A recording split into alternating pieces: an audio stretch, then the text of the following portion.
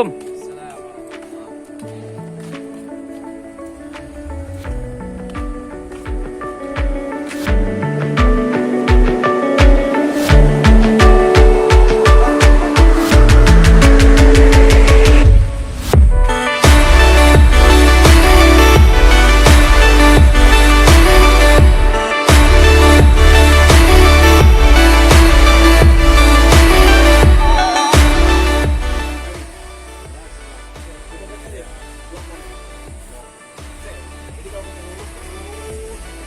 Mau daftar Pak Haji? Assalamualaikum. Pendaftaran Pak, mulai Iya. pendaftaran kita Pak. Pendaftaran Pak ya? Ini zakat apa julha? Zakat sekalian kalau mau dia bayar ya? Iya. Kalau yang belum bayar bisa bayar di sini. Bisa bayar di sini ya.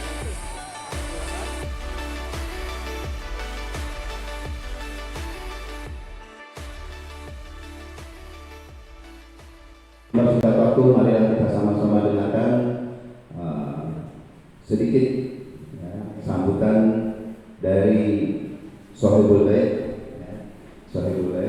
yang insya Allah akan disampaikan oleh pimpinan Pondok Pesantren Rumah Quran An-Nahl, yang beliau juga alhamdulillah bisa turut sebagai peserta. Ini luar biasa ya, pimpinan Pondok Pesantren tapi mau belajar. Nah, itu yang kita harus contoh ya. Ya nggak mungkin ilmu itu nggak mungkin kita dapatkan kalau kita nggak belajar. Ya kita sambut dengan gembira dan dengan rasa hormat kepada guru kita Kiai Haji Ahmad Mukti selaku pimpinan Pondok Pesantren Rumah Quran An-Nahl. Kepada beliau kami persilakan.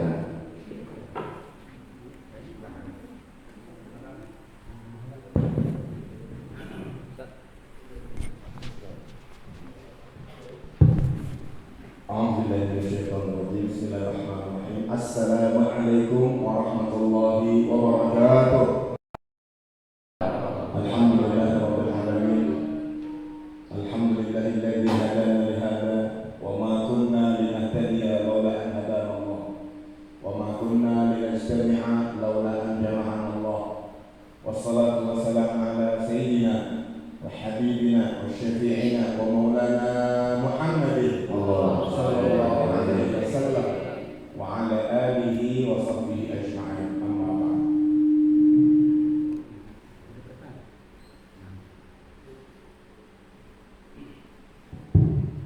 Pertama-tama dan yang paling utama, marilah kita mengucapkan puji dan syukur kehadirat Allah Subhanahu wa taala karena atas limpahan rahmat, karunia, taufik dan hidayah sehingga kita masih diberikan kesempatan, diberikan kesehatan oleh Allah Subhanahu wa taala. Dua nikmat ini sangat mahal. Sebagaimana sabda Rasulullah sallallahu alaihi wasallam, "Ni'matan maghbunun fihi ma katsirun minan nas." Ada dua nikmat kebanyakan manusia terlena daripadanya. As-sihhatu wal faragh. Kesehatan dan kesempatan. Alhamdulillah kita Allah berikan kesehatan, kita Allah berikan kesempatan sehingga kita dapat berkumpul di Pondok Pesantren Rumah Quran An-Nahl Ciamas yang insya Allah berberkah ini. Salawat terikat kepada junjungan kita Nabi Muhammad sallallahu alaihi wasallam, kepada keluarganya, kepada para sahabatnya dan pengikutnya hingga akhir zaman. Mudah-mudahan kita tergolong orang-orang yang mendapatkan syafaat uzma di hari kiamat kelak. Amin ya rabbal alamin. Sama-sama kita hormati Ketua DPD Juleha Bogor Raya, segenap para panitia, para peserta dan semuanya saja yang namanya tidak disebutkan satu persatu namun tidak mengurangi rasa hormat, rasa ta'zim serta mahabbah kepada semuanya saja. Semoga kita mendapat ridha Allah Subhanahu wa taala. Kalau dibilang tuan rumah sebenarnya enggak juga, sebab tadinya nyender, sekarang deprok. Tadinya tinggal di Kleter, sekarang tinggal di Depok. Sambil ngedeprok mancing ikan mas. Kadang-kadang dari Depok juga, kadang-kadang dari Ciamas. Jadi tadi yang maaf dari panitia memang sedikit ya cerita tentang pondok pesantrennya berjalan dengan begitu saja dan beliau sudah tidak menjadi menteri lagi. Seperti sekarang ini kita lihat mungkin terkendala di operasional barangkali ya. Singkat ceritanya 2018 ada yang mengusulkan bagaimana kalau lokasinya ini sudah ada sejak dulu. Bagaimana kalau dijadikan rumah tahfidz. Ada sekolah Quran Indonesia, itu SMP-nya di Megamendung, SMA-nya di sini tahun 2018. Bahkan sebelumnya juga ada anak-anak asuh beliau yang tinggalnya di asrama. Ini memang dari dulu tempat ini awal lah untuk kalau pertemuan presentasi pramuka saya lihat itu seperti itu. Banyak tamu-tamu juga dari sekolah-sekolah. Nah, di 2018 tadi sekolah orang Indonesia masuk ke pandemi bubar. Pandemi bubar pulang santrinya saja. Jadi kalau Allah kebetulan saya diamanahkan rumah tahfidz di Depok, ada sederhana sekali dapat informasi di sini. Bagaimana kalau santri yang di Depok dipindahkan ke sini Ustaz? Anak suruh balik sini. Karena 1 tahun penuh sejak pandemi ini kosong. Kebayang kalau bangunan kosong, nggak diisi kan ada yang ngisi, ada yang ngisi. Ya ini kita cek lagi nih, dicek lagi terus ya sudah aman lah. Jadi 1 tahun dari 2019 sampai 2020 sampai anak diberitahu, kemudian anak bentuk tim, ya.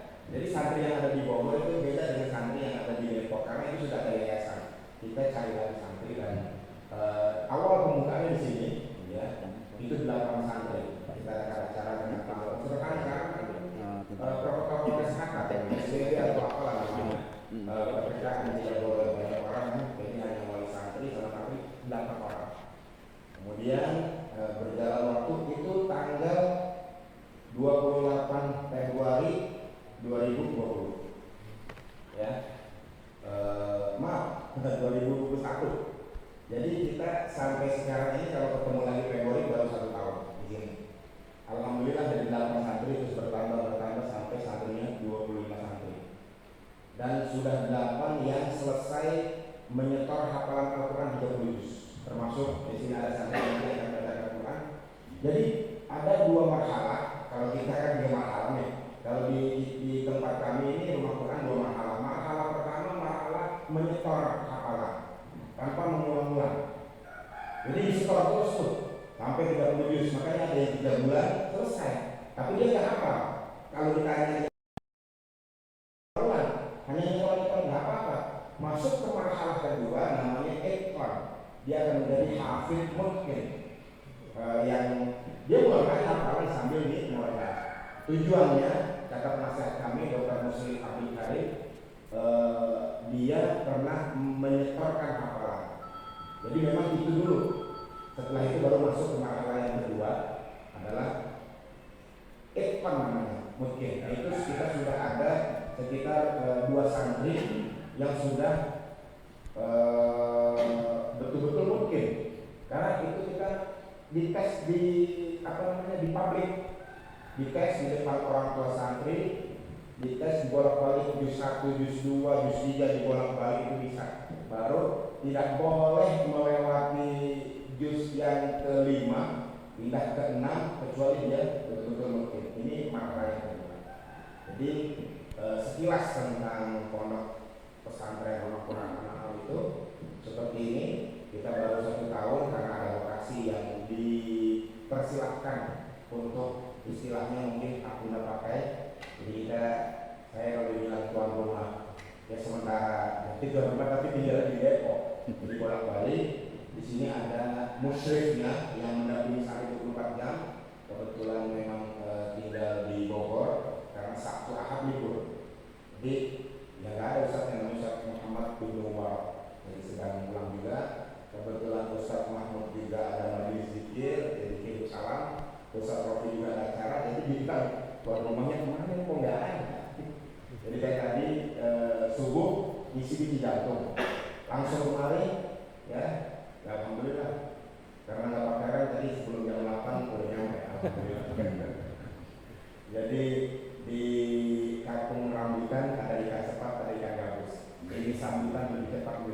Ikan sepat, ikan gabus sama-sama hidup di air tawar. Lebih cepat, lebih bagus, sama-sama kita sudah lapar. Saya ucapkan selamat datang di Pondok Pesantren Rumah Quran An-Nahl ini.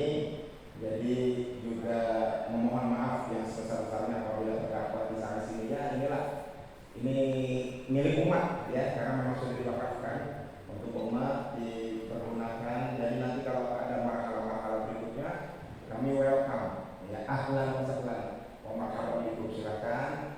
Dan di sini boleh juga dikunjungi, silakan.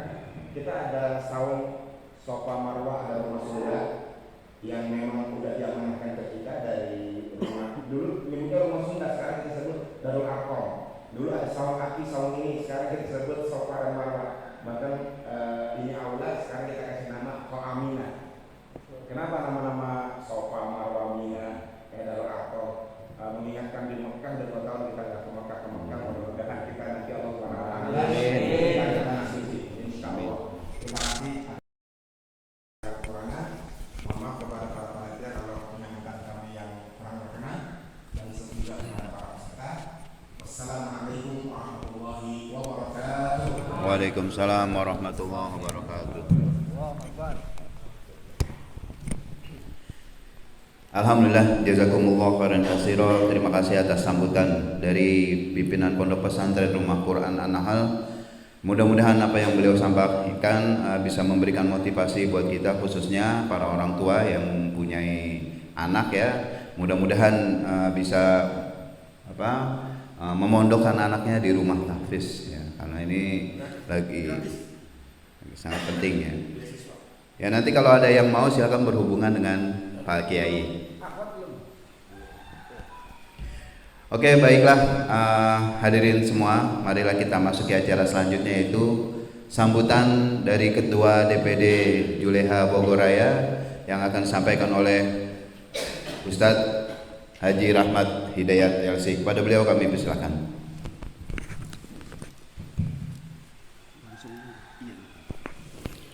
Bismillahirrahmanirrahim. Assalamualaikum warahmatullahi wabarakatuh.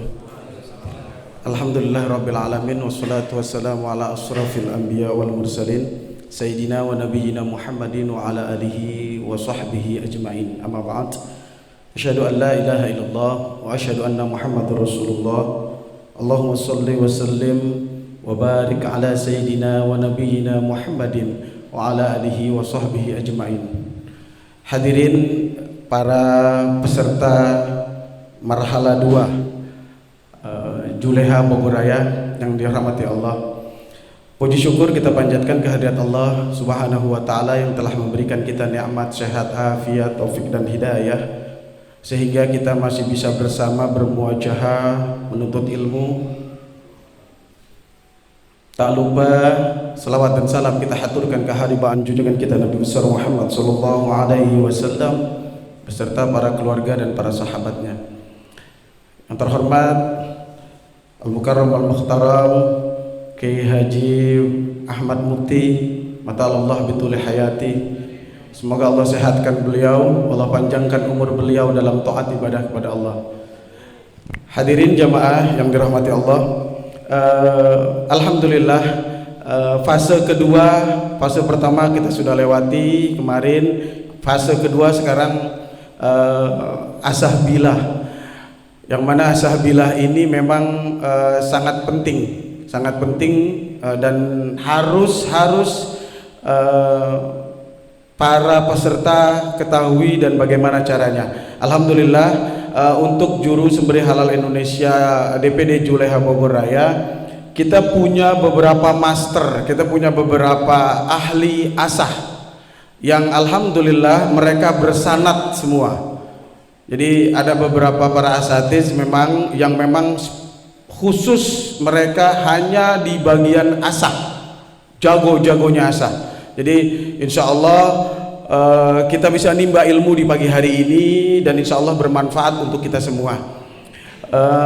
Sebelumnya terima kasih banyak tuan rumah diberikan kesempatan untuk kita bersilaturahmi di sini bersama.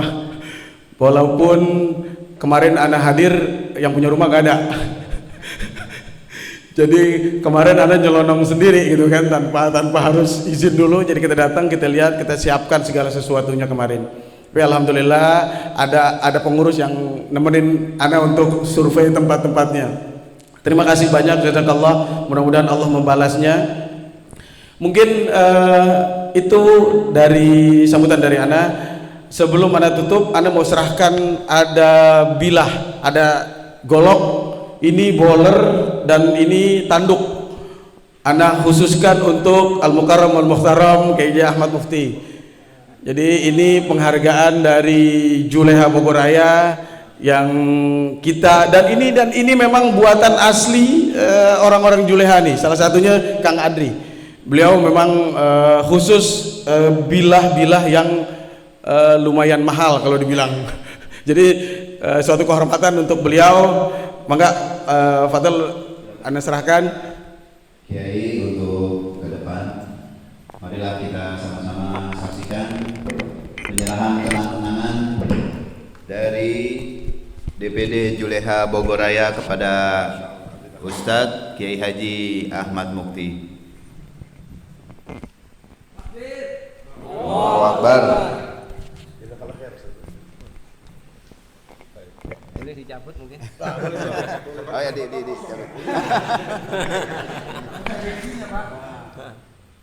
Takbir. Allah.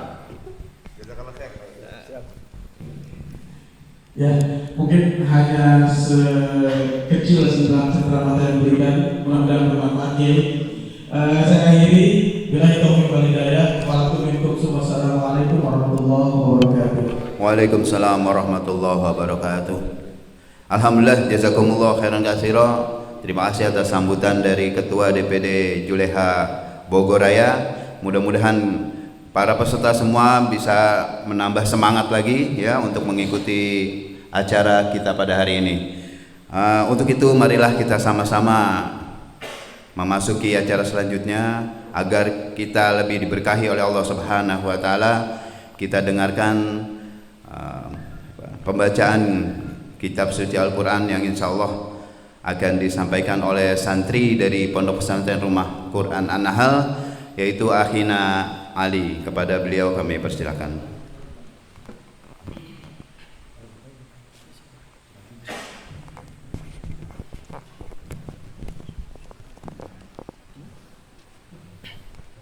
Assalamualaikum warahmatullahi wabarakatuh.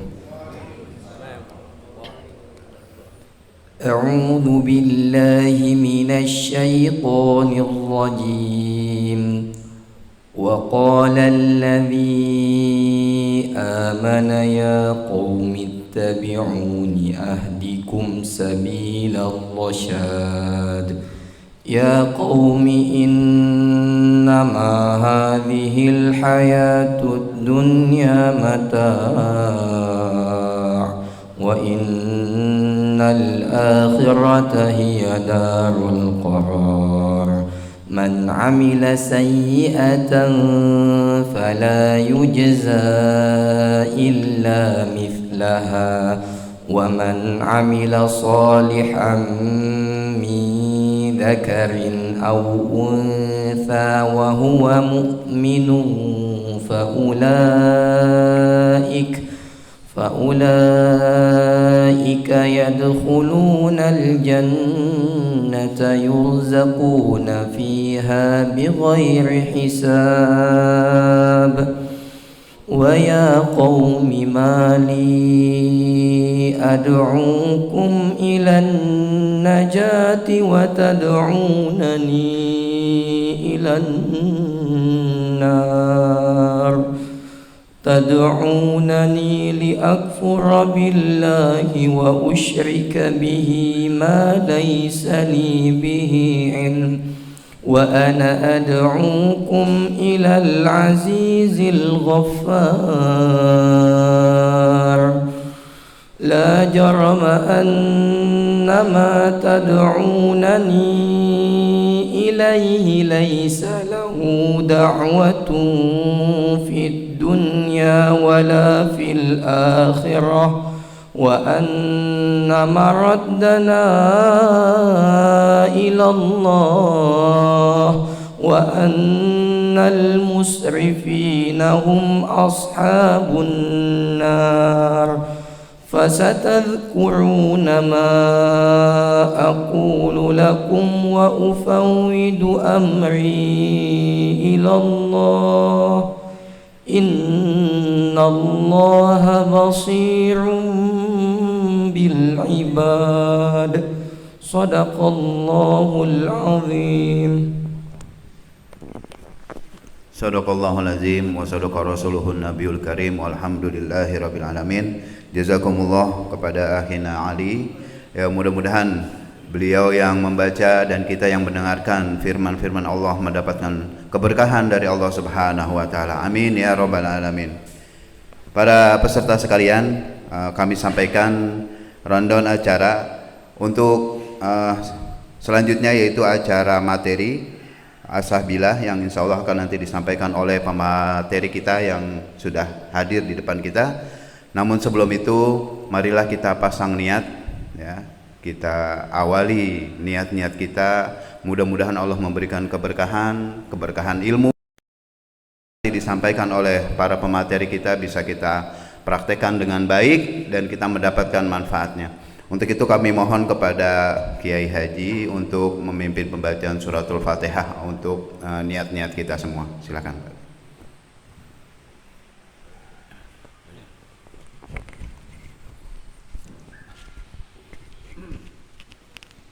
Mudah-mudahan kita mendapatkan ilmu yang bermanfaat. Allah Subhanahu wa taala anugerahkan kepada kita rezeki yang halal, banyak, baik dan berkah, serta Allah Subhanahu wa taala hindarkan kita dari segala macam penyakit, baik penyakit jasmani maupun penyakit rohani. Dan semoga daurah marhalah kedua ini dilancarkan dan dimudahkan oleh Allah Subhanahu wa taala. Ala hadhihi niyyah wa likulli niyyatin salihah wa ila hadratin nabiyil mustafa Rasulillah sallallahu alaihi wasallam. Al-Fatihah. A'udzu billahi minasy syaithanir rajim. Bismillahirrahmanirrahim. Alhamdulillahi rabbil alamin. Ar-Rahmanir Rahim. Maliki yaumiddin. Iyyaka na'budu wa iyyaka nasta'in. Ihdinas siratal mustaqim. Siratal ladzina an'amta 'alaihim ghairil maghdubi 'alaihim waladdallin. Amin.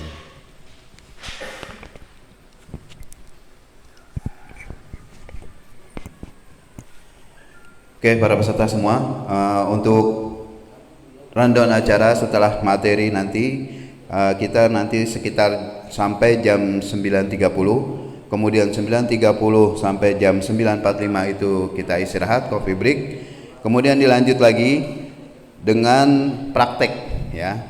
Untuk awal nanti teori dulu, setelah coffee break kita lanjut dengan praktek langsung, kemudian nanti setelah zuhur praktek lagi sampai kita isoma, ya, sholat, makan. Kemudian nanti untuk tanya jawab bisa langsung pada saat praktek ataupun nanti setelah pemateri menyampaikan materinya. Kemudian ditutup insya Allah sampai jam 2, ya, jam 2 kita selesai. Tapi kalau yang mau nginep silakan, ya, Kiai, ya, silakan. Ya, kalau yang mau terus, ya, demikianlah yang bisa kami sampaikan. Untuk selanjutnya kami serahkan kepada tim pemateri Daurah Marhala 2 mengenai pengenalan bilah, pengenalan batu asah, sudut asah, honing, stropping, dan finishing. Kepada para pemateri kami persilahkan.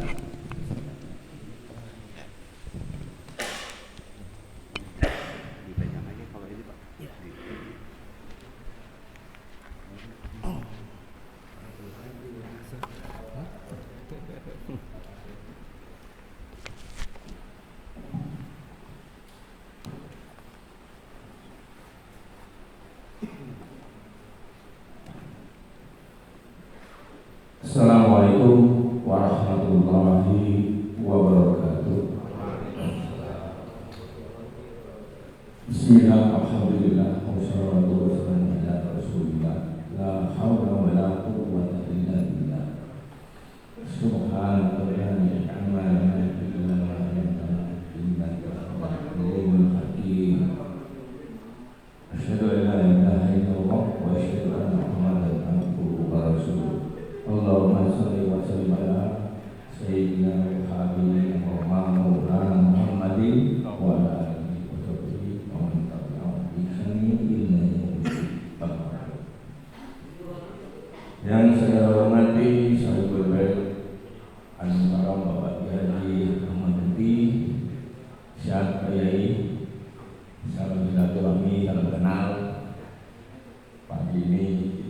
roti, pinjam tempat, mudah-mudahan ada manfaat. Mohon izin yang saya hormati Ketua DPR Al-Ustaz Rahmat Hidayat, kemudian yang saya hormati Bapak Wakil Ketua DPR Al-Ustaz Ahmad Novel, dan para pengurus DPR dan para panitia seluruhnya, dan seluruh peserta Margaret 2. Mudah-mudahan pada pagi ini sehat semua, dapat mengikuti acara Margaret ini dengan lancar, selamat, tanpa ada suatu halangan apapun. Puji syukur kita panjatkan kehadirat Allah Subhanahu wa Ta'ala yang mana pada pagi hari ini telah menghimpun kita di tempat yang sangat indah ini dalam rangka menambah ilmu. Mudah-mudahan apa yang menjadi niat dan tujuan kita Allah kabulkan dan mendapatkan keberkahan dunia akhirat. Amin. Bapak-bapak hadirin semuanya, marhalah 2 adalah tahapan lanjutan dari marhalah 1 yang dimaksudkan adalah sebagai syarat-syarat untuk mendapatkan identitas keanggotaan dari anggota Juleha Bawang untuk mendapatkan KTP Wakai. Tapi entah kenapa ini alasannya soal asam mengasah ini dimasukkan dalam program marhalah ini. Sekurang-kurangnya saya punya 2 alasan baik. Satu alasan sosial, yang kedua adalah alasan teknis. Alasan sosialnya itu kayaknya memang yang menggagas marhalah ini paham. Di setiap tampilan orang-orang juru sebelah ini, mau di posting, mau di tempat tongkrongan, mau tempat ngopi, mau bertamu dengan teman, itu di samping itu nggak pernah lepas ada tampilan bilang. Kopi keluar, kue belum keluar, bilangnya nggak keluar. Foto nyandar, sampainya ada bilang. Posting lagi ngobrol-ngobrol teman, bilang juga sampainya. Selalu itu alasan sosialnya. Nah, kebetulan yang misalnya kita lagi ngobrol, tamunya juga lagi memang sejalur dengan itu, kan ada tampilan bilang itu, kalau tidak dia nanya kurang-kurangnya dari bahan apa itu Pak, kan gitu. Yang kedua, mungkin kalau dia tertarik nih lagi, bagus nih, pikiran maker mana nih Pak? Kalau aja langsung tarik siponya ini. Nah itu, makanya berbicara ini belum sampai ke harga, belum sampai mana berapa belum. Paling nggak kita bisa menjelaskan ini dari bahan ini mekarnya di sini, ini peruntukannya untuk ini, itu alasan sosial. Kemudian alasan teknisnya, seorang slaughter, seorang penyembelih, ketika kita sudah action di tempat penyembelihan, misalnya waktu ketika lebaran kurban, ada masalah atau hancur, nggak mungkin saat begitu nyari aja nggak tolong digosok, nyari Ustaz Abu Mila, nyari Ustaz Masuri, nyari Kang Fikri, nggak mungkin. Pada saat itu jobnya beliau sudah banyak, sudah sampai nolak, hampir kita sudah nolak job, nggak mungkin kita nyari beliau suruh tolong asain. Saat itulah kita harus bisa mengatasi bila kita sendiri, paling kita bisa mengembalikan ketajaman itu, kemudian kita bisa manfaatkan lagi. Itu alasan singkatnya itu. Kira-kira begitu kan punya bapak. Kemudian soal pemahaman mengasah, apa sih mengasah itu? Secara umum pengertian mengasah adalah menggosok benda yang keras,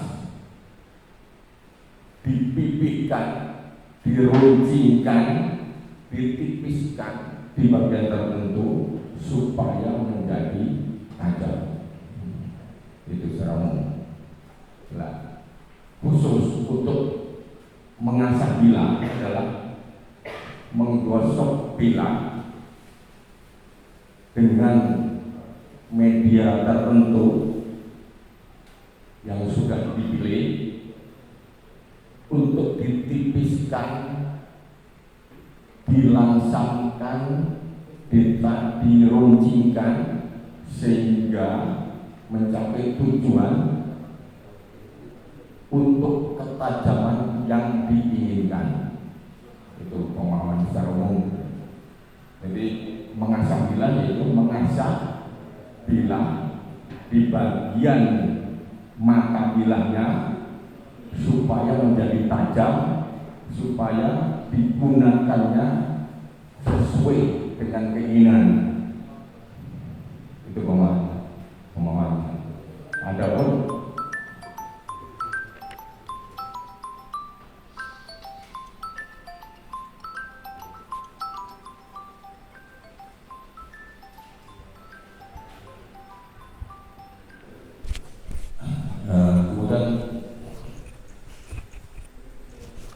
kemudian berikutnya mengenal sudut ini. Oh, media asah dulu ya. Oh, media asah.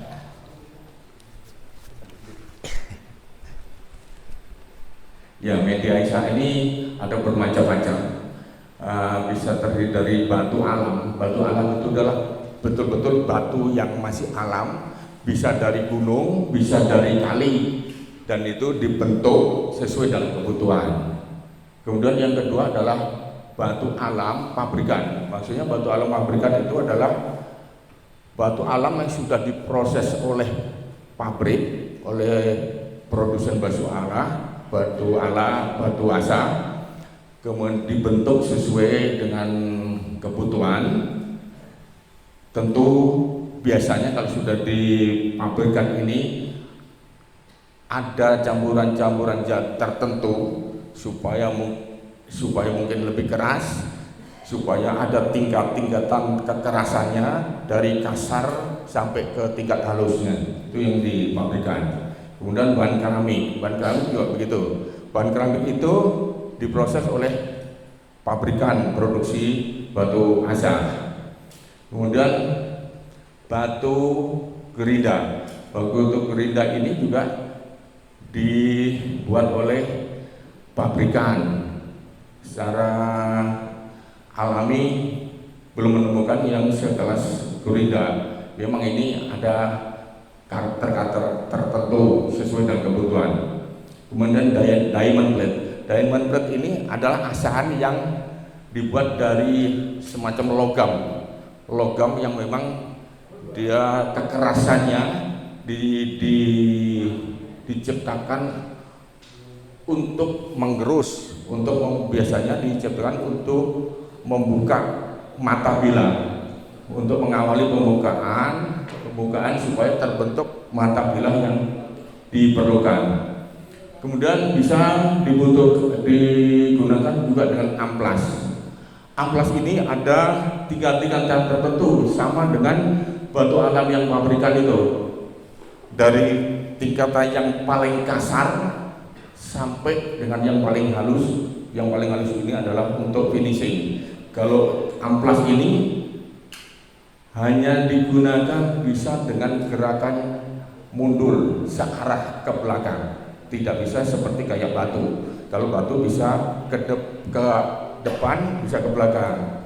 Nah, ini bedanya di antara media asah dari sekian banyak. Yang harus gerakannya dengan mundur itu adalah amplas. Kurang lebih itu untuk Kemudian berikutnya adalah jenis bilah ya. Jenis bilah ya, jenis bilah. Jenis bilah secara umum, secara garis besar itu terdiri dari yang biasa kita gunakan adalah satu bilah tebas, kemudian yang kedua adalah bilah sayat. Bilah tebas ini kecenderungannya adalah dia lebih tebal, lebih berat, dan cara penggunaannya dengan diayun. Kemudian yang kedua adalah bilah sayat. Bilah sayat ini bisa cara penggunaannya didorong atau ditarik.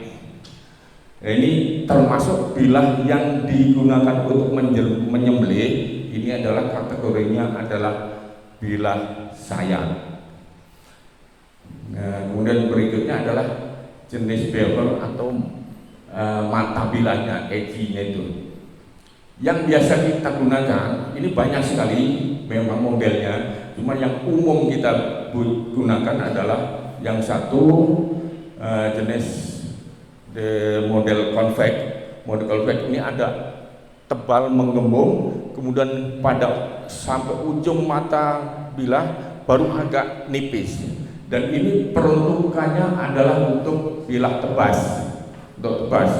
Kemudian yang untuk flat dan hollow ini bisa diterapkan di bilah sayat. Untuk bilah-bilah sembelih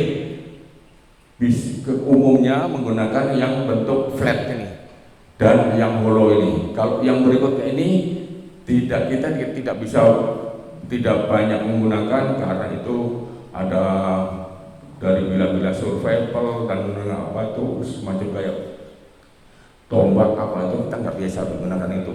Yang ini yang banyak kita pakai adalah yang jenis convex, flat dan hollow. Dan khusus untuk kebiasaan untuk sembelih dan sayat adalah yang flat dan yang hollow itu. Dan berikutnya mungkin yang tadi untuk jenis bilah itu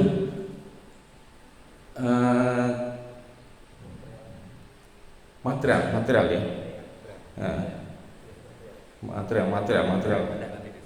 ya, ada ya. Mungkin saya nambahkan untuk Ustaz Hidro. Untuk jenis material di sini yang tadi sudah disampaikan ada pabrikan dan handmade atau tradisional. Kalau pabrikan dikatakan pisau yang kita beli yang rata-rata stainless yang udah cetakan pabrik. Itu ada contohnya mungkin. Ini adalah contoh yang pabrikan. Oh ya. Ini pabrikan. Ini semua pabrikan. Nah, jadi sudah jadi, tinggal memilih sesuai dengan keinginan. Ini jenis kategorinya sayat semua ini Pak. Ini sayat. Dia cenderung lebih tipis, lebih ringan, dan mata bilahnya di bawah 20 derajat. Kemiringannya di bawah 20 derajat. Tapi kalau yang untuk tebas beda lagi. Ya, ada yang tebas Pak. Ini sayat lagi. Oh, ini masih sayat. Nah, untuk tebas dia lebih tebal, lebih berat. Kemudian, halo. Untuk di ujungnya sini masih agak tebal sampai di sini masih agak tebal.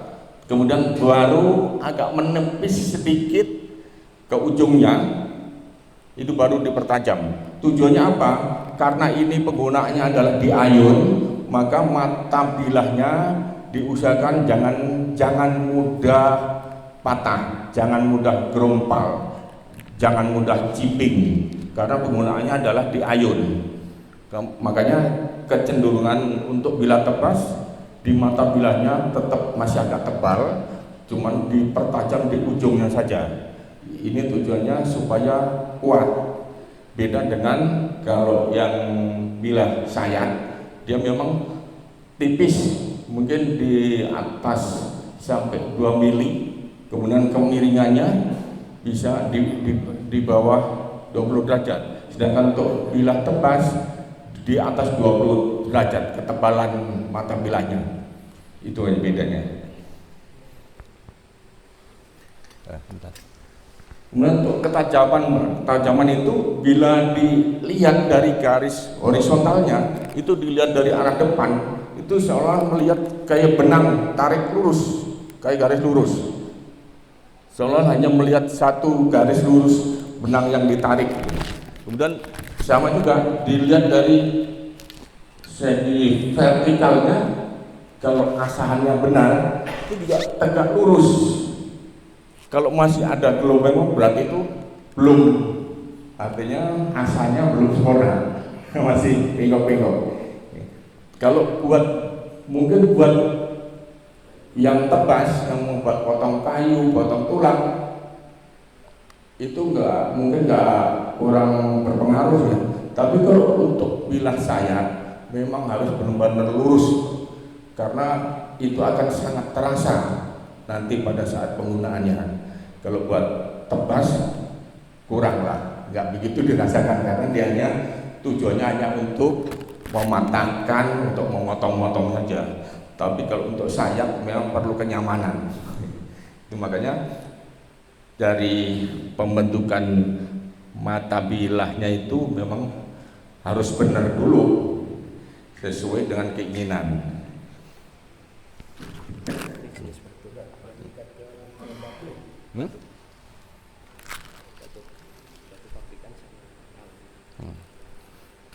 Nah, ini untuk bahan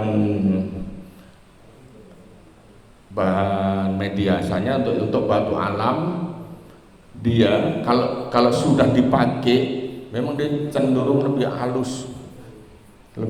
Dia di awalnya mungkin agak susah mengurusnya, tapi lama kelamaan semakin lama dipakai makin enak kalau yang batu alam. Cuman kalau yang batu alam itu untuk kelas kekerasannya, kelas kehalusan, kekasarannya relatif.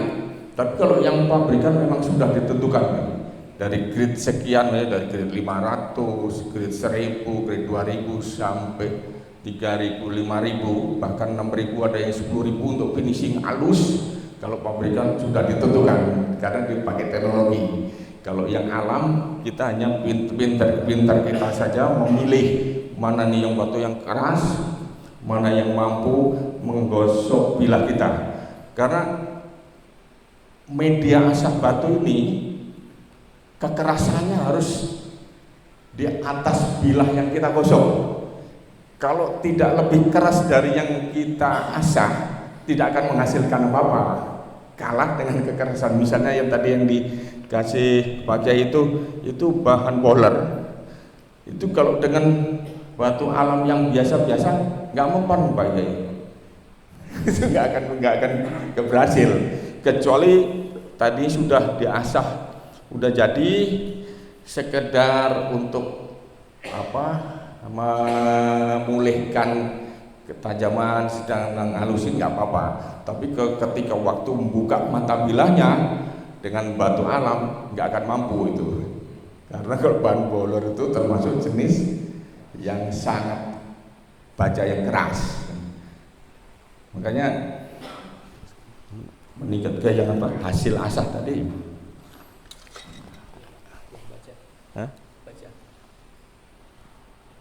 Stainless. Oh, baja. Ini juga sama, setengah boiler. Teman ini kayaknya sudah dibentuk tipis. Nah, kemudian bentuk bilah yang direkomendasi untuk penyembelih, nah, umumnya yang lurus begini, yang lurus seperti ini, mata bilahnya lurus, atau agak melengkung ke belakang boleh. Yang tidak direkomendasi adalah yang melengkungnya ke depan. Kalau istilahnya apa ya, candung. Kayaknya ada itu. Jelek, biar jelek. Nah, yang seperti ini tidak direkomendasi untuk menyembelih, karena ini baik mau dorong maupun tarik untuk menekan ke batang leher agak susah. Terus kalau misalnya sekali tarik begini masih ada yang belum selesai, untuk mengembalikannya agak susah, pasti nyangkut. Paling bisanya diangkat dulu, itu kan gak sempurna jadinya. Nah, kalau didorong, kemungkinan didorong kalau memang yang menyembelih piawe bisa dari ujungnya, bisa dari ujungnya tekan naik kencang, tapi harus sekali. Dan kalau berulang-ulang agak susah juga, makanya tidak direkomendasikan kalau yang jenis melengkung ke depan ini untuk menyembelih. Nah, yang direkomendasikan adalah yang lurus itu istilahnya straight ya, atau yang ke belakang ada cimeter, ini ya, ini biasa yang dipakai di RPH bentuknya seperti ini cimeter. Ini mau top down dari atas bawah, mau bottom up dari bawah ke atas, enak. Ini tidak khawatir akan nyangkut, tergantung dengan kebutuhan. Nah, kemudian ukuran panjang yang direkomendasikan untuk sapi adalah 1,5 kali leher, lebar leher, 1,5 kali lebar leher yang disembelih. Kalau sapi ya kira-kira antara 25 sampai 32 cm lah. Cuma itu kalau di Indonesia cukup. Ada sih yang pakai di bawah 25 cm. Saya juga biasa pakai yang 23, 24, 21 untuk sapi. Tapi harus agak hati-hati. Ya, kalau untuk kambing mungkin di bawah 20 cm, sekitar kurang lebih 17 sampai 20 cm itu nyaman untuk kambing. Ya. Oh ya. Kalau untuk cara memegang bilah nanti bisa langsung ketika praktek. Kalau sekedar dikasih arahan teori nanti kurang paham, nanti langsung di pas prakteknya saja.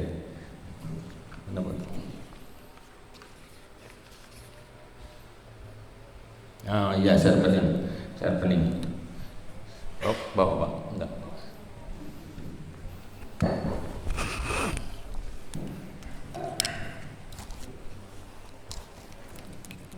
Ini adalah di antara sekian banyak